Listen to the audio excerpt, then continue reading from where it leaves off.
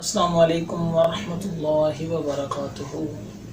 بھائیوں، دوستوں، بہنوں، میں آپ کے سامنے جو آج ویڈیو شیئر کرنے والا ہوں وہ ہے کہ اگر کسی بھائی کا یا بہن کا رشتہ نہیں ہو پا رہا یا ہو جاتا ہے اور اس کی منگنی ٹوٹ جاتی ہے یا کوئی اور مسئلہ مسائل کھڑے ہو جاتے ہیں، جب بھی کوئی رشتہ ہوتا ہے تو وہ میری بہن یا بھائی پریشان مت ہوں، اس ذکر کو جاری رکھیں۔ اللہ پاک آپ کو اچھے رشتے عطا فرمائے گا۔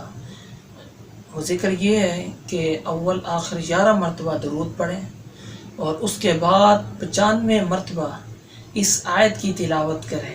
سبحان الذی خلق الازواج كلها مما تنبت الارض ومن انفسهم ومما لا يعلمون، سورہ یاسین آیت نمبر 36 اور پارہ نمبر 23۔ اس کی تلاوت کریں 95 مرتبہ، اول آخر 11 مرتبہ درود پڑھنے کے بعد۔ انشاءاللہ اللہ رب العزت اچھے رشتے عطا فرمائے گا، اور جو رشتہ ہو چکا ہے وہ اسے تائے تکمیل تک پہنچائے گا۔